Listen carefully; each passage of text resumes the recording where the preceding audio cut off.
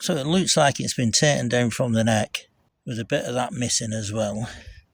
And then at the side of its body here, it's been licked like a cat would do, but it's gone through the stomach and it's got no contents in the stomach at all. It's in a funny way how it's just been left here all the way around. You can't really see because it's dark, but all the way around here is fur, where all the fur has been spread around the area. It's a young deer, and then looking at the ear, you can see it's been chewed on. Whether that's not natural predation with other animals coming along, it's got its eye missing, and it looks like it's got its tongue missing, but again, that's other animals that will come along taking that. It looks as though one of the ribs is broke for whatever animal has gone into it that way. In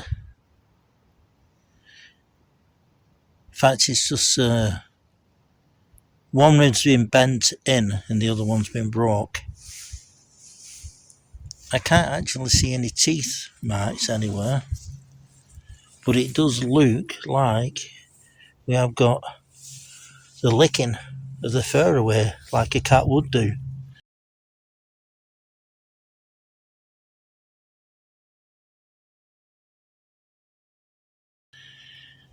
I'm looking at the neck at the moment. I can't see any bite marks anywhere.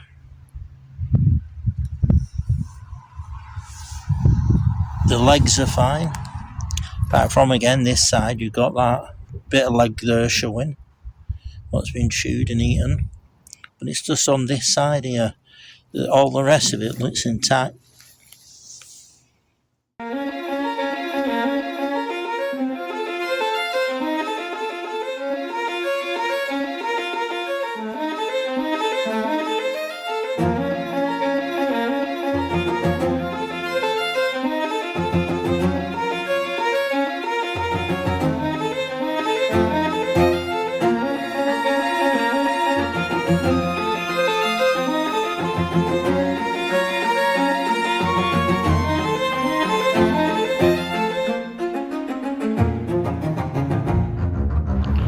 So yesterday, the 28th of January, I got a message through from a friend who'd been walking around this area of Roddlesworth, whose dogs came across a dead door that's just lying where I am at the moment.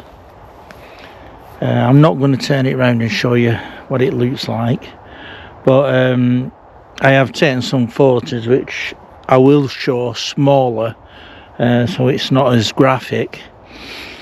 And the neck, it's been taken down around the neck, this deer, and at the side of it, all its fur is missing, as though it's been licked like a cat would do, a big cat would do. They would first take the prey, they first take it down by either suffocating through around the muzzle or around the neck. Now it looks as though this has been taken down by the neck, and like I said, it's been licked at the side, and there's an hole as well with the insides missing.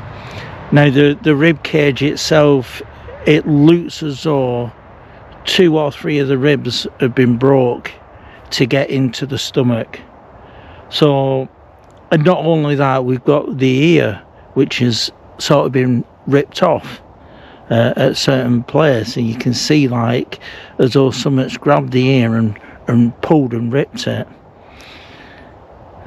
So what I'm doing here tonight, I've just finished work and I've come up here to put my trail camera up around this area before it goes too dark. I wanted to look for a decent tree where I could place it, where I know while I've still got a bit of light that nobody can see it, which I have done, and it's facing the actual kill. So if anything does come back for this, I will capture it on camera, be it the cat coming back, or be it small animals, badgers or anything like that, coming predating on it. Now,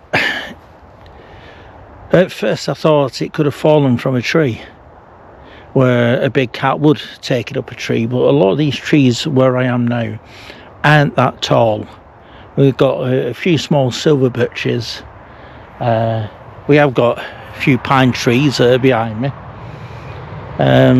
Cooch is in there at the moment with her torch, because like I say, it is ready for going dark. I can see the torchlight moving around where she's looking for any evidence, like maybe a tree that's been used as a scratching post. But like I said about the trees, you know, they are, I suppose they are tall enough, but they'd have a lot of broken branches where it were trying to get up with something as big as this. Because it is quite, you know, like a young deer, but it's big. And I can imagine it being a bit heavy, unless you have taken it up there and it's fallen out of the tree, but I can't see any broken branches where it could have fallen down. So it looks as though it's been feeding around this area, because there's a lot of hoof marks where it looks as though there's been quite a few around here feeding, and they've been scuffing at the ground to get to the roots. So yeah, it looks as though it was scuffling around here, and something has pounced out and taken it down around the neck, suffocated it that way. And the way it's lying as well, it does look as though it's been pounced on, the way the legs are spread out as well. But I'm not going to turn around and let you see it, but I am going to look round with Cooch to see whether we can find any scratching posts or trees that look as though it could be a scratching post. I'm not going to see any paw prints around here, because it's grass, it's a grass area, and there is no mud where it could leave it behind. There are a few trails in this area in the grass, and I think that could be deer trail. There is a footpath as well going through here, or should I say there's a couple of footpaths going through this area, and that's how I found out about it, because this friend was walking through with her dog, and with another friend and her dog, and she sort of noticed the dogs going over to this area and saw this bulk of a thing and walked over, and like I said, she took some photos, she sent them to me. I got in touch with her and we spoke about whereabouts it was. So yeah, we came up last night and it was dark, too dark. Well, looking during the day, I can't get out and link straight away. I've got to wait until weekend, but at the moment the sun's gone down, we've got a bit of a red sky in the distance, and I don't think it's going to be long before it gets too dark. So I'm going to have a look round now. So as you can see, we've got a lot of these trees around here, all different sorts of trees, and I'm looking up to see whether there is anything up in these trees, but I don't think there is. And then we come to this area of pines.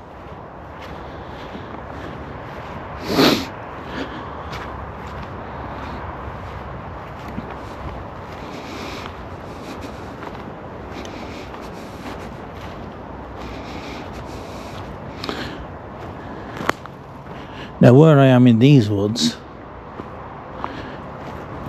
not far from here, in that direction I'm pointing the torch, the well house is.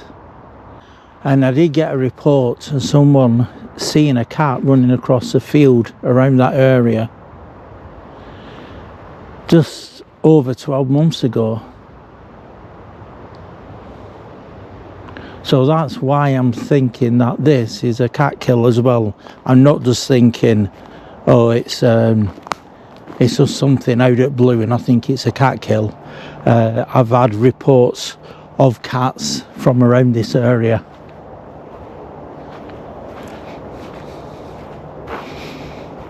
And not too far from here, there's a path that takes you all the way to the woods where I saw the cat that day when we drove past. So I'm wondering whether this is the same cat and it's moving along the moors up to this point here, coming staying around here in the winter time, feeding on deer, and then maybe moving somewhere else when it's a bit warmer. So yeah, I'll put the camera up now. I'll leave it there. I'll leave it there while the animals are predating on this deer that's just there, just to watch and see what sort of animals come along, and as well as seeing whether anything, you know, whether this cat comes back. And I don't know how long it could have been there for, because a friend who got in touch with me said she saw it over 2 days ago in this area, and she thought she'd take the photos and send them to me yesterday. So now we're on day 3, so it's still in that same position it was in from the photographs that she sent me. You can see a lovely sky over there. So we're going to head back now, because it is beginning to get cold, and we're just leaving work. I've not put thermals on. I've got myself ready. I've just left work and come straight here with the camera to set it up. Put my torch in my bag, and now it's set up. I can leave it and we'll see whether we get anything.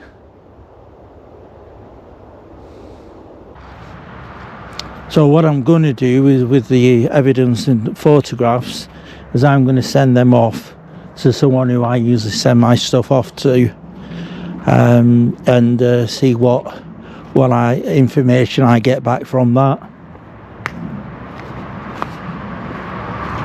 So I will be heading up here over this coming weekend, and every opportunity I do get coming over here just to have a look round and look for prints and see how this is going on.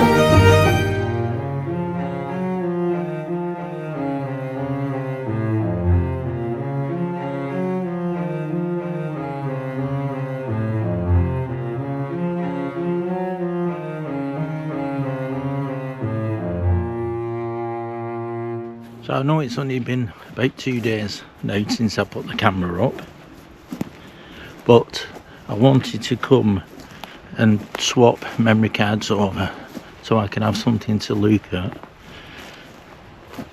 I've put another memory card into the camera and I'm going to leave it now. So what we're doing here today is having a look round to see whether we can get any evidence of footprints, paw prints should I say, or even any scratchings of trees, or you know, any tree stumps where they could be leaving using as a scratch post.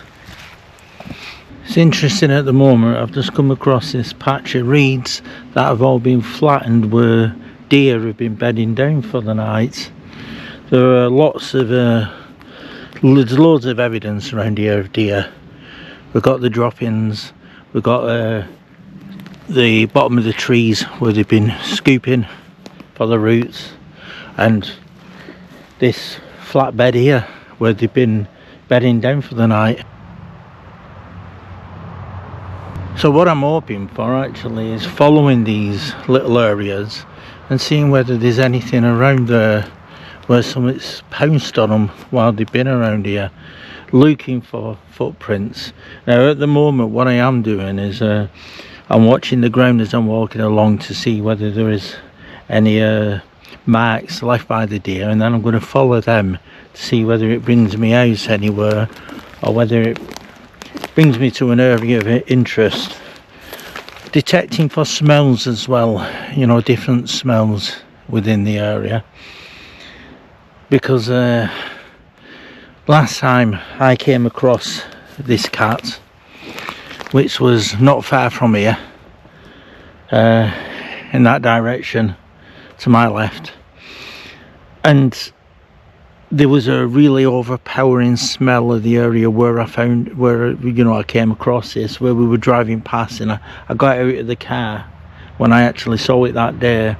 But when I got to the area I saw it in, the smell was just it was really overpowering with the smell I can't really explain. So I'm smelling around as I'm walking along to see whether I pick that up. Now again, you can see here where all the deer have been eating at the base of this tree, and eating the new shoots coming up as well.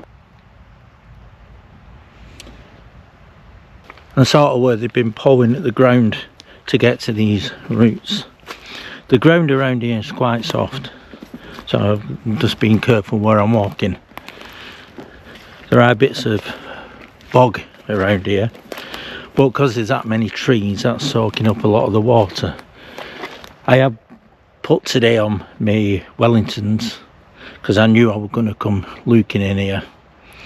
I've come to another area now where it's all flat, where it looks as though there's been more deer bedding here, and I want to get to the other side because it does look quite promising over there and it looks a bit drier.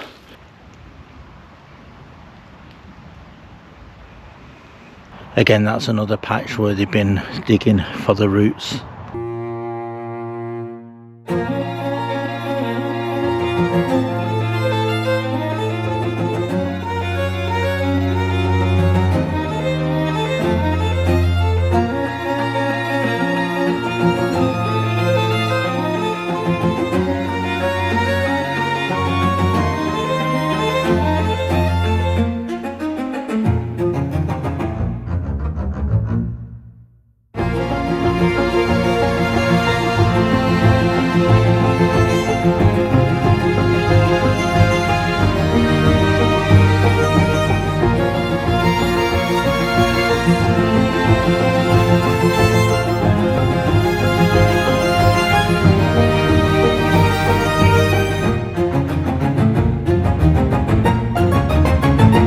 A quite interesting find.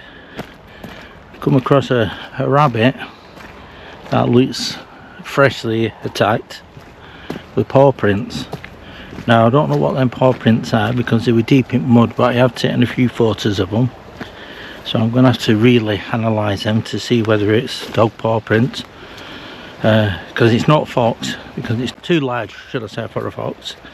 It looks as though it's something bigger. It could be a big dog that's got it, but we don't know really until I get back and have a look at the shape of the toes. Back in the field now where the deer is, what we found. So what I'm going to do is get the drone, take it up and have a look all around the area using the drone, see if I can pick up anything within this field that looks like anything that's been attacked. Yeah, you can see it's quite a large area, so just going up with the drone and looking down, that should be good enough.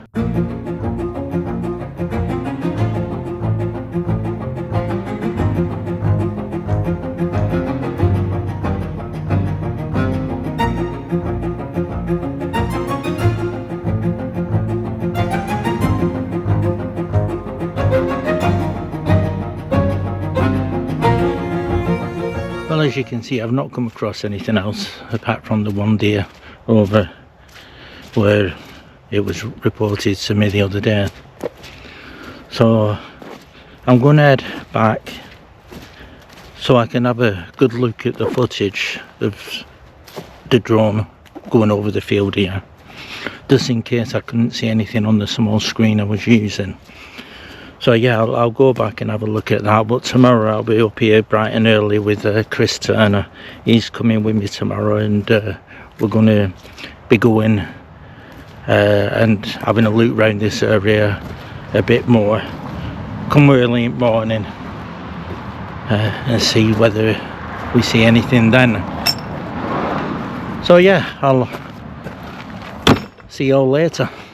So this area we're in right now, not far from here, I got a report of a cat being seen running near the well house down at the bottom. Yeah. So yesterday I was searching in that area behind us, having a good look round there, looking at the trees, looking for prints. I came across a rabbit with prints, but yeah, we've come up this morning and come in here showing you what I've had reported to me. What's your thoughts on that? You know, well, after seeing it. After seeing it, it doesn't surprise me because, as I said, I don't know whether I mentioned to you that 4 weeks ago my wife saw a big cat. Yeah. Just 3 miles from here, which isn't a great deal of area to cover for a cat. It's nothing really. And she actually thinks she saw it again, probably about 10 days ago. In the same area? In the same area. So what we're trying to do is speak to the landowner, see if we can get a camera on there, because that's really the only, other than frequenting the places, you've got to get cameras up. I mean, I don't really know. You can be up at the crack of dawn, you can have your thermal gear, but they're incredibly elusive. Oh yeah, definitely. So the fact that you suspect that this is a cat kill doesn't surprise me, but it's really interesting, isn't it? Yeah, so very interesting. Yeah. And what's interesting though is how it is, you know, with the licking at the side of the body. That's, you know, that makes me really 100% thinking is that is definitely been licked by a cat. Yeah. For it to get to the stomach, because the cat, they lick the debris away from the body. So it sounds it's tastier for them to just get a sink into that soft flesh. Yeah, makes sense. Take that out. Yeah. And you said something interesting earlier, Mick, about could it be a potential that they might be purposely introducing the cats into the wilds again to cull some of these deer that are in epidemic proportions at the minute? What do you think? Well, definitely, I do think that's what they've done, and I think within the last 5 years of me looking into this, there's been more and more reportings, not only to myself but to other researchers who look into this as well. I speak sometimes via emails with a fellow called John McGowan, and when I speak to him, he's mentioned about him having a pelt from a big cat. All right. Which was a roadkill, which he ended up getting this pelt once it was taken. But he speaks to a lot of policemen, and they've, off the record, have said that sometimes they get reports of cats being knocked over. They go out and they've got to get them in vans, and you know, if anyone's stopping and asking questions, oh, it's only a deer or it's only a dog that's been knocked over. So you're saying there is a deliberate effort to keep this on the down low, really? Definitely, yeah. Because and you think it's probably because of the panic that it could cause. I won't say panic, but it could cause concern. Yeah. Which is surprising, really, because I think with a little bit of education, once you understand how much food there is for the big cat in Great Britain, you would soon understand that there's no threat to the public at all with these wild cats. No, I often say that there's no threat at all. There's too much food for them in this country, and as you were talking about Scotland earlier on, it's only recently that 2 lynx have been captured, or should I say recaptured, because they'd been, I think, secretly released by the governments, and 2 people looking into it caught it on camera, captured 2 of them and taken them back to the zoo. Yeah, so they put them out there to do a job, and then they've been captured again, so they can't do the job. Yeah. And if you speak to the professional hunters, they will also tell you that the deer is getting out of control, isn't it? Yeah, it seems to be. Yeah, the population is getting. I mean, what was it? About 5 million about 7 years ago. So I wonder what it could be now. I think, well, apparently it's just going crazy. The numbers are crazy. There's not enough qualified hunters to go out and call these things. And also, what looking into sort of just the restaurant side of this, we're told that a lot of restaurants won't stock that meat, and because it's not a sort of staple of the British diet kind of thing, if you know what I mean. Obviously venison is a thing, but it's not a popular, no, it's not. It's not a popular Sunday meal, is it? No. Venison, it might be in certain parts of Great Britain, but it's not as, given the abundance of it, maybe that's something they should think about. But in general, Mick, I think when you look at this area, the Lancashire moors, I mean, it's made for it. It is, isn't it? Yeah, yeah, it is. It's made for it. They can traverse across them in the night and in the early hours, unseen. On the odd occasion, obviously, you're going to be seen, and it's always the same people. It's always the farmers that see them. People travelling early or late on the roads, on early dog walkers. That's generally the kind of witness that see these big cats. So hopefully, you'll manage to get one on the trail cam very soon. Yeah. And speaking of farmers, I know that recently one of the farmers has lost one of the dogs, one of the sheep dogs. That is unusual, isn't it? Yeah. And not far from here. And a sheepdog, a collie especially, incredibly obedient, not the sort of animal that would flit off and chase a deer, as an example. Certainly when it's highly trained, aren't they? It's just not that, and obviously your own dog, that's not kind of behaviour, and it would come back, and it's not been hit by a car because it would have been reported in this area, because a lot of people in this area know each other, and obviously a farmer's collie dog, it's not the sort of thing that you're not going to report. No, well, that's how I found out about it. People from this area who I know all talking about this dog going missing. It's a shame, isn't it? But it is odd. I mean, he said it's odd, hasn't he? So, yeah. I don't know, strange one, really. Hopefully it'll turn up. Yeah. Well, earlier we were talking about how do we display evidence of the big cat, and obviously one of the things you would want is a print. But I found a couple of years back when we were looking into this up here that discerning a cat print from a dog print isn't as easy as you would think. And you've done some research into that, you spoke to a few experts about that. What did you find? Well, like you say, at first I was finding prints and thinking, especially when I was out looking for a cat, I was thinking, oh yeah, it could be a cat. Now I've got a point to talking with these experts, I've come to realise by just looking at the ground what is a cat print and what could be what is a dog print and what could possibly be a cat print. And when you're looking at a dog print, not only you see the nails, usually, especially when it's soft ground, you'll see the nails. Not only that, it's a shape.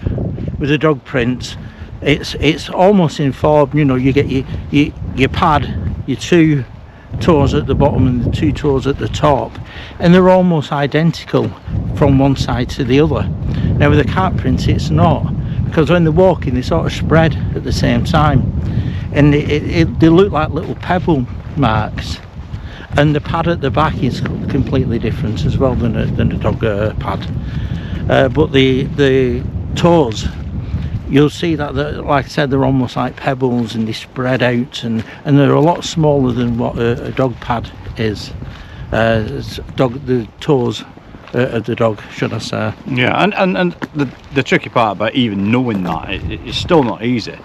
No, it's taken me 5 years to, 4 to 5 years to really get to the point where I can distinctly say, yeah, that's dog, that's cat. And then obviously you've got to find one. Yeah, yeah. just a small problem. There's plenty of dog prints out there. Yeah. There's, but the prints will be out there. There's no doubt about it. It's the same as anything. You've just got to be vigilant. And I suppose, obviously, when you're walking along frequented footpaths and public footpaths, even across the moors. Yeah. The sad part about that is the cats are going to use these paths because it's the easiest route. Sometimes the cats are going to use those paths.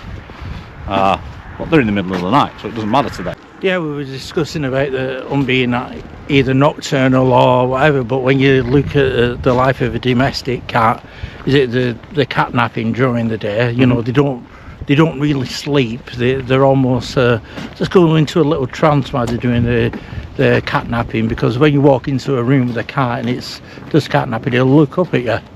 Now, when they're in a deep sleep, you can actually go up to a cat and make it jump by a quick whoo.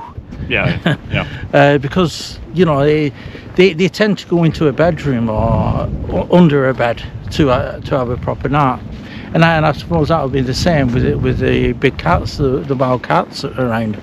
They'll be most of the day they'll be cat napping and that, and they're hunting early morning, and once they've had something to eat early in the morning and they've got a full belly, then they'll go into a deep sleep. They'll go and find somewhere to have a sleep.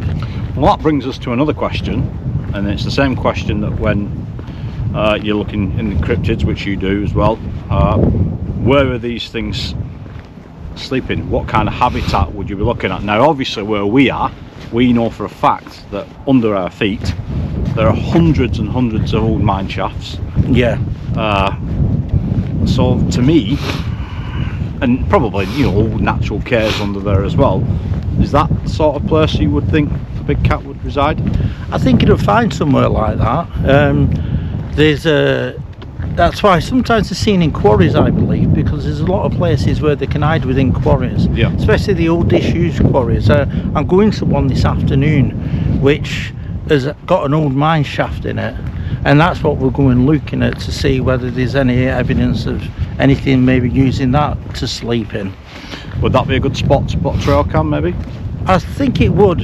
I think it definitely would. If you've got trees around and it's it's well camouflaged, it'd be great.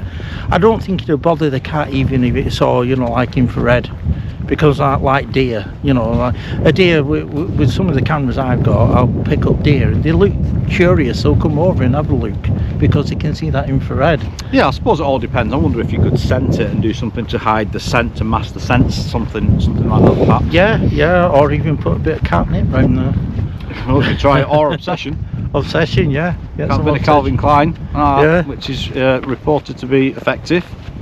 So it's another thing we can try. So yeah, look, we'll keep going. Yeah, and speaking of the caves, not caves, but the mine shafts under here. Not only that, from travelling as well. Maybe they do travel during the day or anything. Talking cryptid wise, travelling underground, because where we are, we're part of there's a cave system called the Three Counties Cave System, and it's under Cumbria, Lancashire, and it stretches over to Yorkshire. Now, are these things travelling like that? Are they going underground and travelling through these cave systems, which you can actually have a look online and look at how vast these cave systems are. And they're the ones we know about, and the ones that we actually frequent, and the ones that are publicly accessible. But a lot of these, and a lot of these bleed into the mining system as well, because they've gone through to it. Yeah, I mean, it kind of makes sense that we know very little. I mean, going more into the supernatural area, if you like. It begs the question: does something like that need somewhere to reside? But what we know is, if you believe some of the myths and legends and folklore, is that these things like to come out in the night. They're nocturnal, these things, and it's said to be something to do with UV light, isn't it? And what's that old myth, old folklore, something, everything the light shines on is yours and everything it doesn't is ours, which is why people should be wary when they go into caves and underground, and where a lot of unusual things happen in these caves, ancient caves, and where they used to say that the missing people or these entities would steal the children and go off into the caves. So, you know, it's no smoke without fire. Well, you get all these folklore stories about the fair and cave systems. Yeah. You know, there must be something about the cave system and the fair, or whatever these beings are. You know, there must be something there for all these folk stories to be around. Absolutely, yeah. So yeah, it's it really is a minefield. Not a mine shaft. No, it's there's a lot to look at. Yeah. And even then, you're only speculating. So. True. Yeah. Coming from the big cat, Mick, obviously you probably a bit like myself. You got into this talking about looking at cryptids, for example, just because there was a lot of strange reports in and around this area. So where are you at now with the British Bigfoot phenomena, specifically the Bigfoot? I'm still He pauses. Oh, God. He pauses for thought, wondering, because it is a tricky one. I mean, look, you can just throw the paranormal card at it and everything's covered, I suppose. Well, you can go down that route. Well, its behaviours seem paranormal. That's probably a better way. Not necessarily that it's paranormal, is that its behaviours or abilities are paranormal. It's probably a better way of describing it. Well, I found anyway, because you do, yeah. You find out as you're looking into it, there's more of a paranormal aspects of it in the UK, at least, than worldwide. Yeah, and I suppose it depends where you look, but across the world there are various forms of what we would classify as a Bigfoot type creature. If you had a scale of flesh and blood and you were looking at Bigfoot type creatures across the world, you've got things like the orang-pendek that's more, we would call it more human-like, if you for want of a better description. But the thing that people are seeing here varies from things like that, Neanderthalish, but also it can be upright 8 foot Bigfoot type creature. So you get to thinking that it must have abilities to stay unseen. It must have abilities that are on that paranormal scale, you would imagine. So it's difficult to, I don't know how you classify these things, but I think if you just look at behaviours that it displays being paranormal than the creature itself being paranormal, that might explain some of it. And there's no evidence to suggest it one way or another, is there? I think when getting reports from people and then they're talking about what they've seen, I mean, there's some people, they give reports out and they're quite vague, and it could be misidentification with a lot, especially when they're out, at evening time and they're seeing these things walking around. And then you'll get people who've seen one and they're talking about they've seen something like what you would see, what the reports that come from America. Yeah. But is it because of the frame of mind what they're in and they see what they want to see, because of what they might be into, or like you say, is this a paranormal aspect and it's sort of presenting itself to look like that's a paranormal side of it? Or again, if it is paranormal, is it a being that could have been here thousands of years ago, hundreds of years ago, that's passed on and we're seeing the spirit side of it, and that's why sometimes it just disappear? We can look at it. Yeah, there's a lot of variables and a lot of get out of jail cards for us as researchers or people just interested in this subject. I think you only have to look at the time spans that you're dealing with people that have been you know, up to the neck in this research all over the world, that there's still not any nearer to presenting any solid proof. To me, that has all the hallmarks of something paranormal. You know, something beyond, something that people say walks in two worlds, or it walks in the space between spaces. That's what they say about some of the ET phenomena. That's what they say about the jinn, or the even the fae. You know, the fae live in that realm right next to ours. It's just out of our, you know, out of our sight, out of our.